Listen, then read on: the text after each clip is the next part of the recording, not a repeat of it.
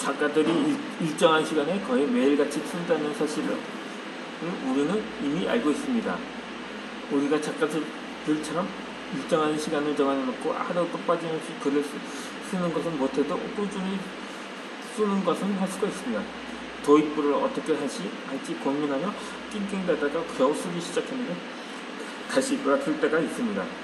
글이 나올 때까지 집중하며 계속 앉아 기다릴지 쓰기를 그만둘지 그 정답은 없습니다.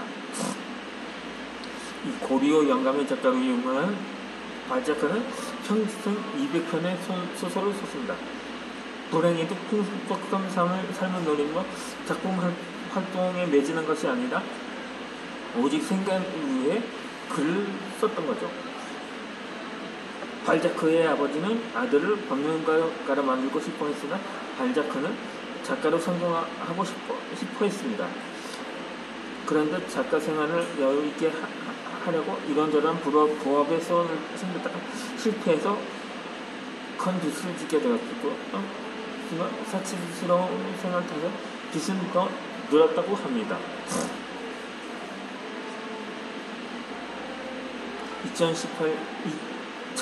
1828년에 나는 살아가면서 12만 5천 푼의 빚을 갚기 위해 내 편밖에 없었다고 고백할 정도로 발자크는 빚에 시달리며 글을 썼다고 합니다. 이 빚을 갚기 위해 그는 하루 종일 커피를 마시면서 매일 14시간 동안 지필에 매진했고 몸이 안 좋을 때도 9시간 동안 지필을 했습니다. 이 발자크는 뮤즈 따위는 아예 생각조차 하지 않았습니다. 죽어라 하고 글을 쓴 것입니다. 그가 발표한 200편의 소설이 이를 증명해 줍니다. 저녁에 카페에 나가 잠소를 즐겼을 뿐 그 나머지 시간은 커피에 이지에 글만 썼던 것입니다. 이 위대한 작가도 아니고 전업 작가도 아닌 우리가 이렇게 쓸 수는 없습니다. 맘먹고 쓰다가도 전기가 끊어지는 것처럼 어떤 글도 써지지 않을 수가 있습니다.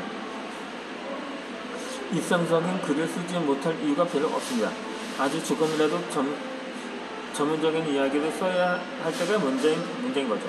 시시콜콜 아무렇게나 손이 가는 대로 쓰는 일상적인 글과 달리 정보 전달을 위한 글은 아무래도 진중해야 된다는 강박관념 때문에 더욱 힘이 듭니다. 이 고백하다면 뾰족한 수는 없는 거죠. 나도 쓰다가 막히는 순간이 자주 찾아옵니다. 일필휘지로 쓰지 않고 글을 쓰면 참 좋겠지만 지금까지는 단 한 번도 그런 적이 없었습니다. 늘 쓰다가 막혔습니다. 딱 한 단락 만에 막히기도 합니다. 심할 때는 딱 한 문장을 쓰고 막힙니다. 정신을 집중해서 쓰라고 충고하는 작가들이 많은데 나는 좀 산만하게 쓰는 편이죠. 이 쓰다가 막히면 머리를 감싸고 다음에 이어나갈 글을 고민하기보다 딴짓을 합니다. 이런저런 사이트를 기웃거리기도 하고 블로그에 올라온 이웃의 글을 읽기도 하고 내 블로그에 달린 댓글에 답글을 달기도 합니다. 중요한 것은 그러면서 결국 쓰던 것을 완성한다는 사실입니다. 앉은 자리에서 막힘없이 글이 나오면 참 좋겠지만 쓰다 말다 하면서 마침내 다 씁니다. 영화나 드라마에 나오는 것처럼 멈추지 않고 자판을 열심히 두들겨 글을 뚝뚝하고 완성하면 바람이 없을 테죠. 그렇지만 그것은 거의 꿈에 불과할 때도 있었습니다.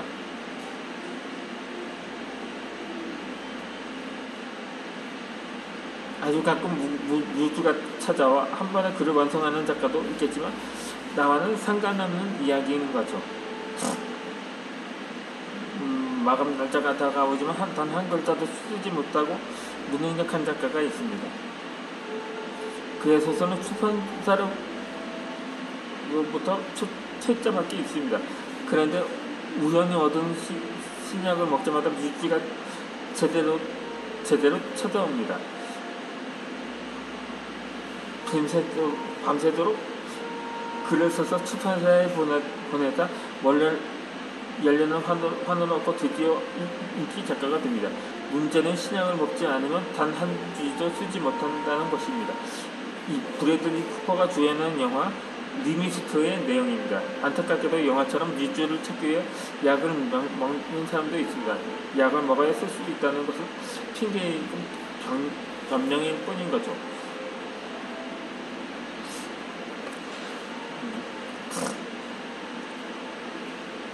뮤직이 아니고 뮤즈입니다. 이렇게 수많은 작가 중에 뮤즈가 올 때까지 기다렸다가 글을 썼다고 하는 작가는 단 한 명도 보지 못했습니다. 쓰다 보니 어느 순간 그런 때가 오더라는 이야기는 들어봤어도 그 누구보다 더 많은 시간을 들어 글을 쓰고 막히더라도 포기하지 않고 쓰는 사람이 결국에는 더 잤습니다. 뮤즈를 기다리지 말고 뮤즈가 찾아오게 만드는 게 중요한 거죠. 글을 쓰다 보면 어느 순간 뮤즈가 찾아올 것입니다. 찰나에 불과하겠지만 이런 시야는 글을 계속 쓰는 사람이 느낄 수가 있습니다. 글쓰기는 예술이 아니라 노동이라고도 표현하는 것은 하는데 그것도 온몸으로 써야 하는 중노동에 속한다고도 말하기도 합니다.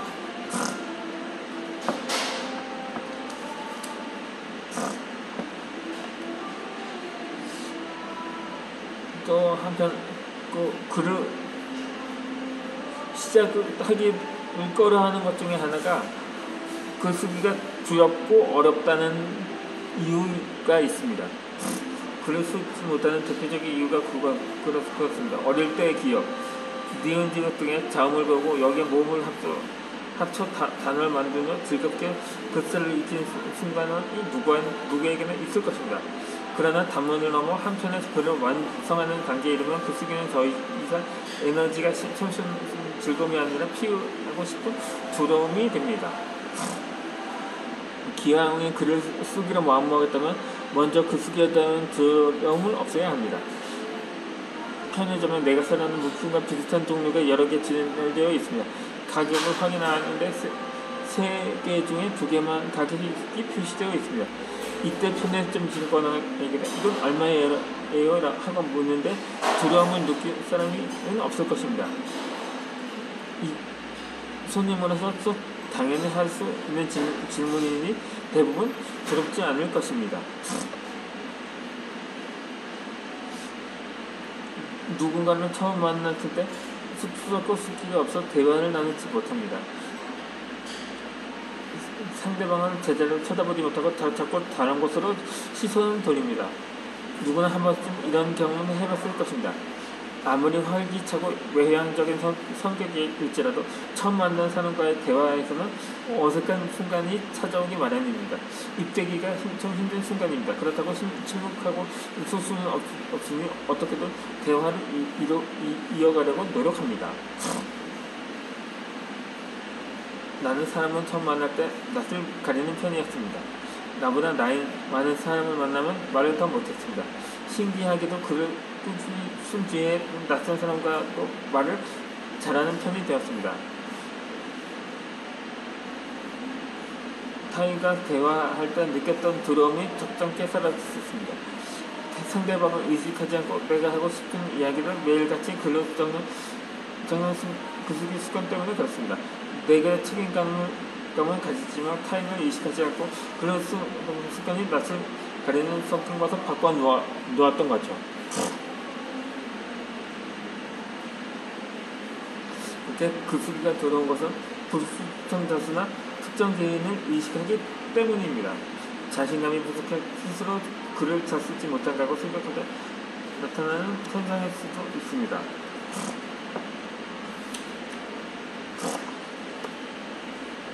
일하려고 이것도 글이라고 썼냐면 그 손가락질 당하고 조롱받을까봐 자기 비하를 합니다. 그럴 이유는 하나도 없는데 자기 글에 자신감이 없는 거죠. 그러나 누구든지 노력하면 얼마든지 좋은 글을 쓸 수 있습니다. 다행스럽게도 여타의 예능 분야와 달리 글쓰기에는 재능이 이 큰 비중을 차지하지 않습니다. 태어날 때부터 글 잘 쓰는 사람은 없다는 뜻입니다. 운동신경이 타거나 겨우 3살의 골프를 시작한 천재 골퍼 타이거 우즈나 4살 때부터 천재성을 보인 세계 수적인 바이올리니스트 장영수처럼 어릴 때부터 글쓰기 천재로 불리며 혜성처럼 등장한 작가가 있다는 말을 들어본 적이 없습니다. 여기서 두려움이란 글을 기가 막히게 쓰는 사람이 어느 날 갑자기 글쓰기가 두려워 단 한 줄도 쓰지 못하는 상황을 두고 하는 말이 아닙니다. 많이 써보지도 그렇다고 노력하지 않으면서 무조건 글쓰기가 두렵다고 말하는 것을 가리킵니다. 글을 써보기도 전에 두렵다고 회피하는 것은 자기 자신에 대한 이해가 아닙니다. 내가 나를 믿지 못한다면 어떻게 인생을 제대로 살 수 있을까요? 글쓰기가 결코 쉽지는 않지만 두려워할 만큼 어렵지는 않습니다. 글쓰기의 두려움을 극복하는 방법에 대해 유시민은 성장 문답 글쓰기가 두려운 당신이 들어야 할 대답에서 다음과 같이 말했습니다.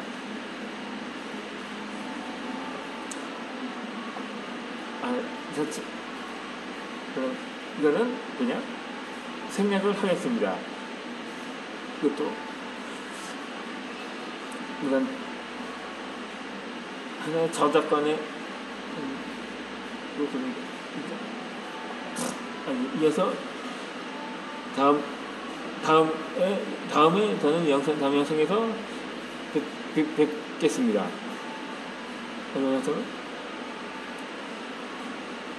그래서 오늘 영상은 여기서 마치도록 하겠습니다.